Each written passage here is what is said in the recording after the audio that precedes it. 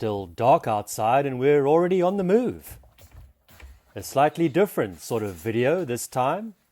We're heading to one of Japan's most active volcanoes, where people still live their everyday lives. Regular and new viewers, welcome and thanks for tuning in. I'm Stephen and this is Inaka Vibes. Subscribe and give us a like if you wish. Hope you enjoy the show.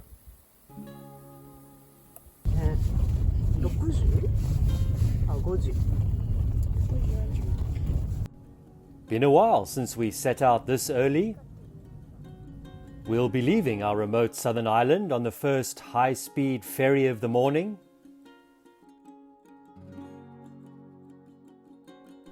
The sea has been quite rough the last few days thanks to a decent-sized low-pressure system deep in the Pacific Ocean. Swell heights were kind of around the limit whether the boat would run or not. Sometimes you simply can't leave the island. That's one of the small challenges living here. And being surfers, we're always checking weather patterns, so I'd already been tracking this low pressure system for a while. We were probably worrying earlier than most, maybe unnecessarily.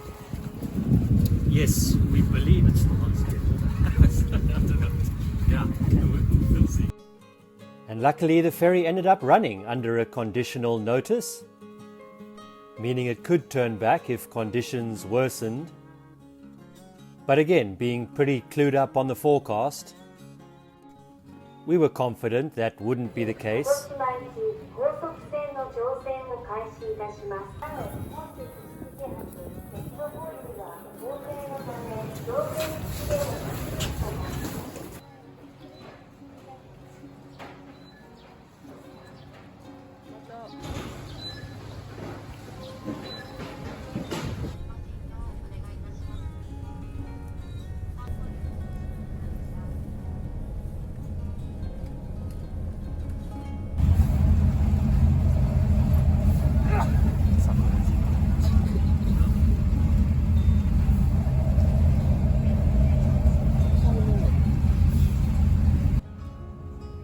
And we ended up making it safely to Kagoshima City.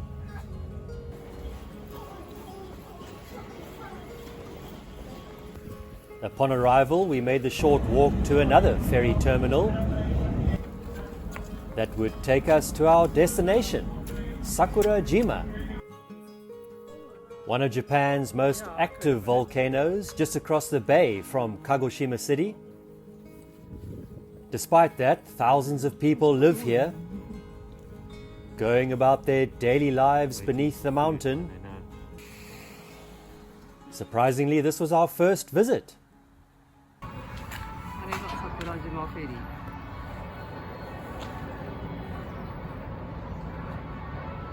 That's music. 面白くないと。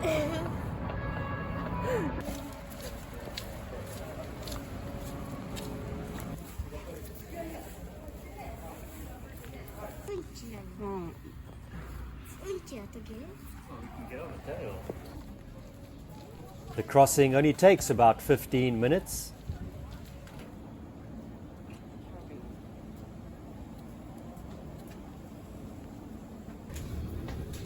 But we'd heard there was a well-known udon stand on board.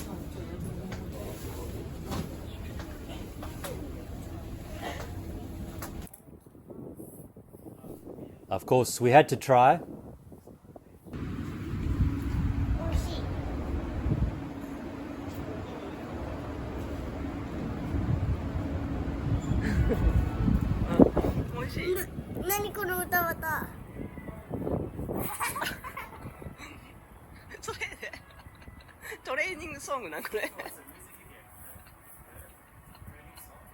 No, it's not. 違うと思う。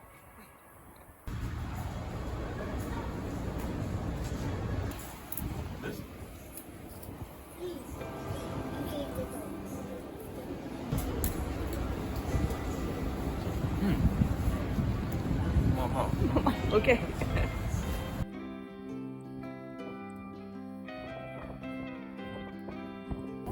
Right in front of us stands the volcano.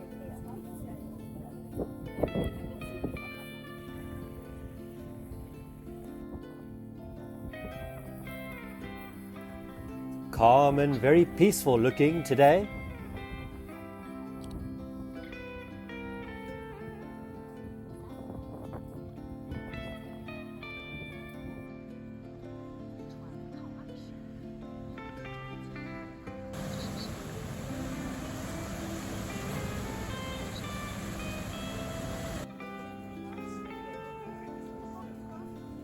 Our main reason for coming to Kagoshima was actually something else, so we only had a few hours to explore. To make the most of it, we rented a car and set out to circle Sakurajima. The full loop is about 36 kilometers. People even cycle the entire route over a few hours. Maybe something we could do on another occasion. Nice weather.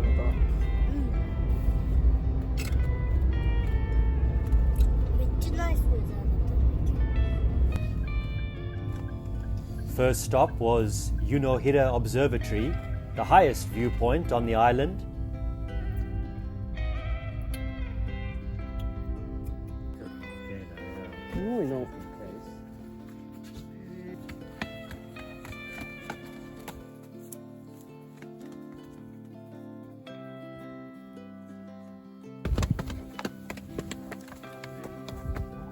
Seeing the mountain up close, we were struck by its sheer presence.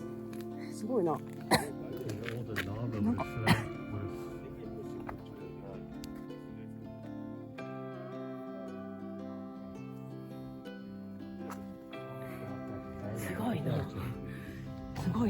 We were probably right in its path here. Once upon a time. The last major eruption was in 1914. Before that, this was a totally separate island. But lava filled a 400-meter wide strait, connecting it to the Osumi Peninsula.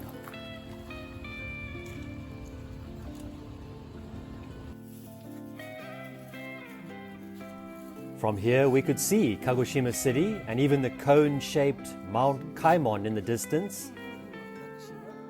No, it's not the... which one? Yeah, maybe.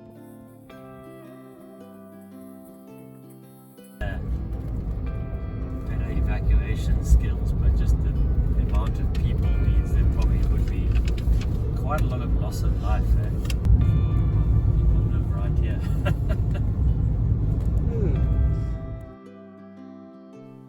Recovery from that eruption took many years. Even today, around 3,500 people live here. There must be schools here as well. Yeah. Oh, here is a school. It's a junior high school. Sakurajima Junior High School. 綺麗な。 Yeah.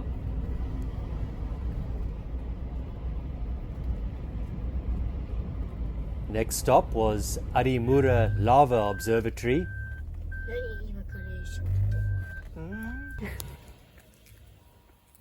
That's the evacuation Shelter? bunker. Bunker?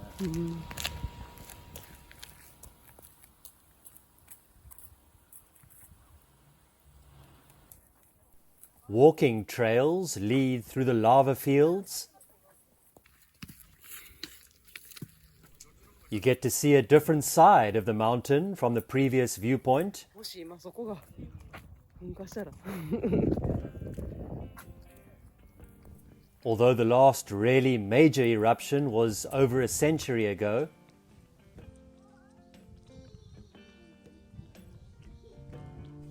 ones which vary in intensity happen fairly regularly.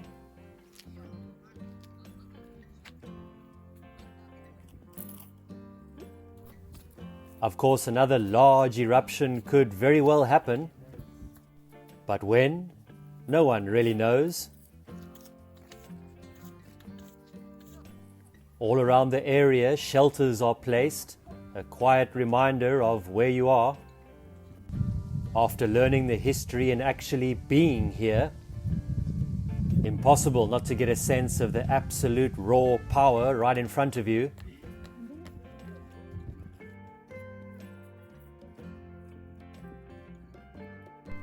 Reminds you just how small we really are.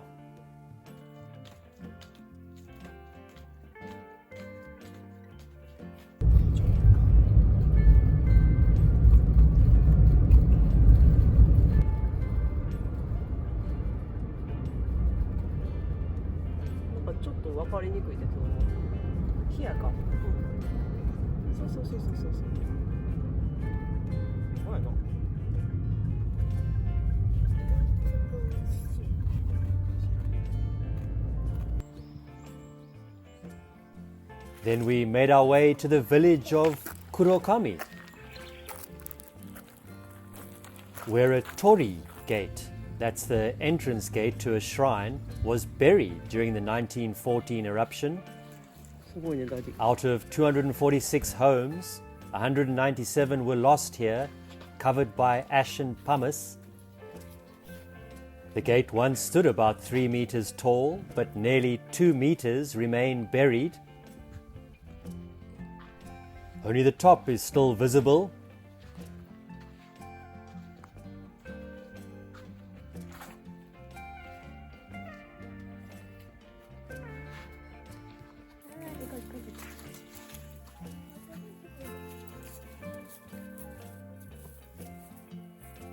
A little further back, the shrine still stands.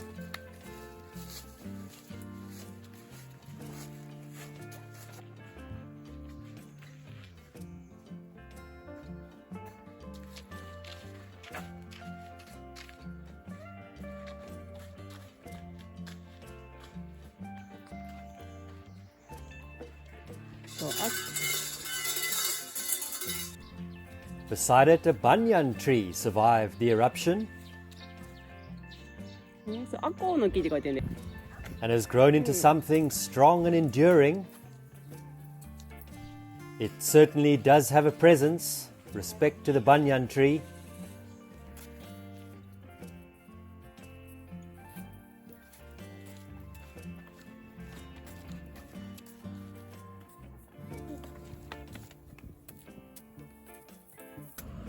Wow, you can see that crater there. That's where it's coming from. Wow.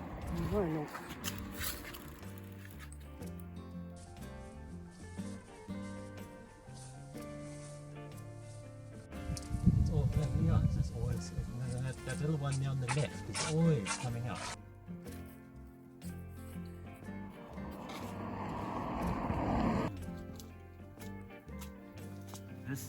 This obviously, eruptions like this are rare, but occur on a daily. It's always.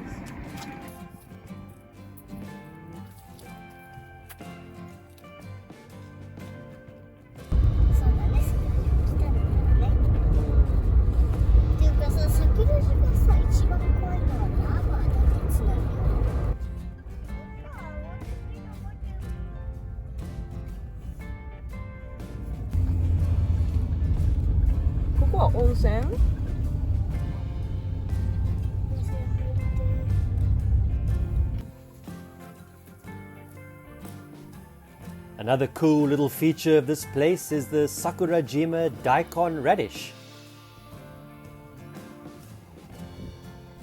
The soil, formed from volcanic ash and pumice, is light and soft, allowing air and water to pass through easily. Look at that. Monster daikon. In this environment, the daikon grow freely and reach impressive sizes.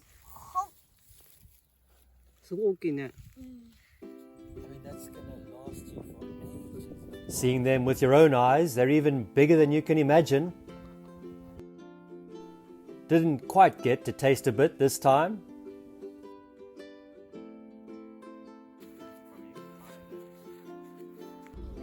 Even with just a few hours here, we were able to experience so much.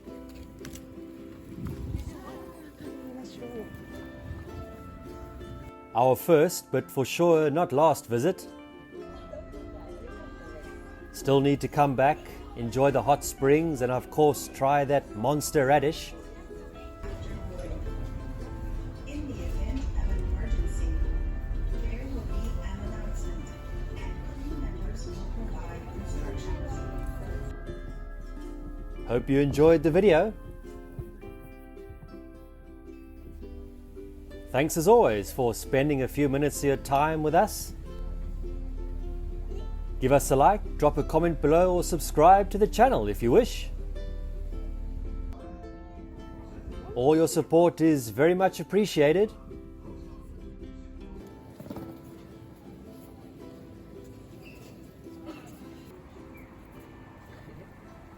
See you next time.